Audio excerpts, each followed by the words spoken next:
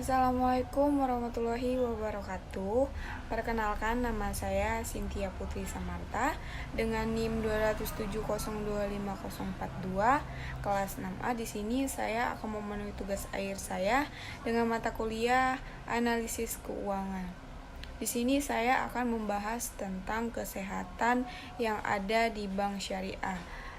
Pertama-tama itu kita tentang kesehatan itu adalah hal yang penting di dalam berbagai bidang kehidupan, baik bagi manusia maupun dari perusahaan, terutama bank itu sendiri.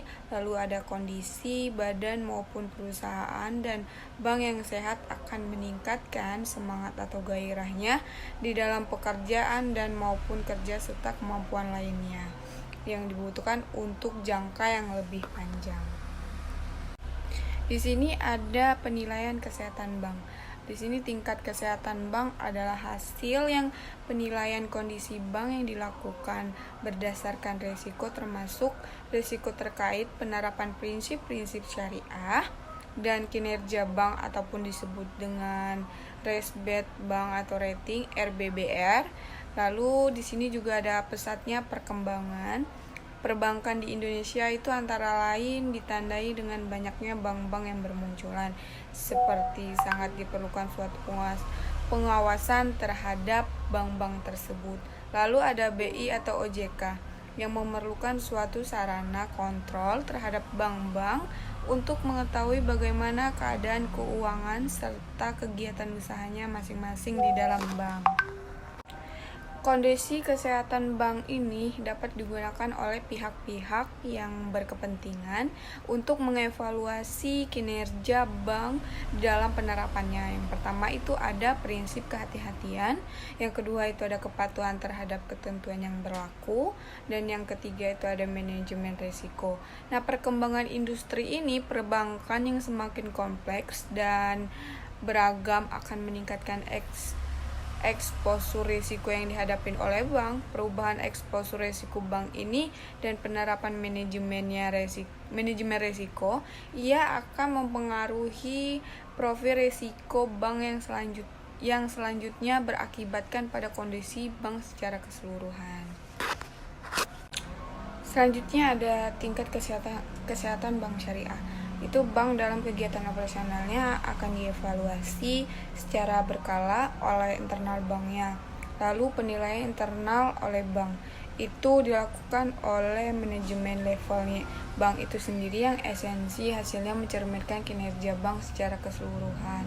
Lalu ada regulator, ia melalui pengawasannya akan melakukan penilaian secara independen. Lalu ada rujukan dan tata cara penilaian tingkat kesehatan bank syariah.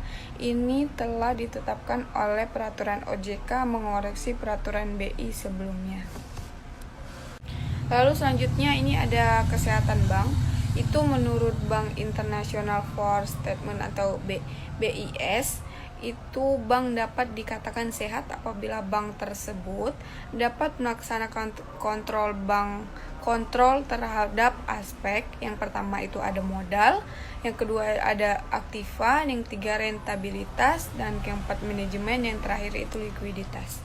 Jadi menurut BI sesuai dengan Undang-Undang RI nomor 7 tahun 1992 tentang perbankan, pasal 29, itu sehat jika bank memenuhi ketentuan kesehatan bank dengan memperhatikan aspek seperti permodalan, kualitas aset, kualitas manajemen, kualitas rentabilitas, likuiditas, solvabilitas, dan aspek lainnya yang berhubungan dengan usaha bank.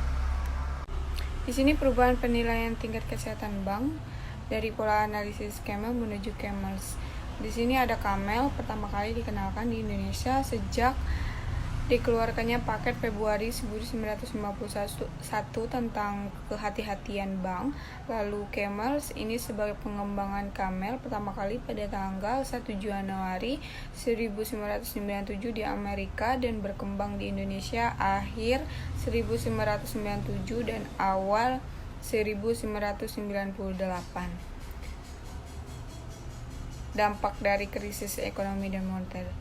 Lalu di sini juga ada pada camels dan camel selain perhitungan kuantitatif memperhitungkan faktor lain seperti pelaksanaan pemberian kredit usaha kecil, pelaksanaan pemberian kredit ekspor, pelanggaran terhadap ketentuan batas maksimum dan kredit, lalu pelanggaran terhadap posisi devisa. Sekian materi yang dapat saya sampaikan, lebih kurangnya saya minta maaf. Saya akhiri. Wassalamualaikum warahmatullahi wabarakatuh.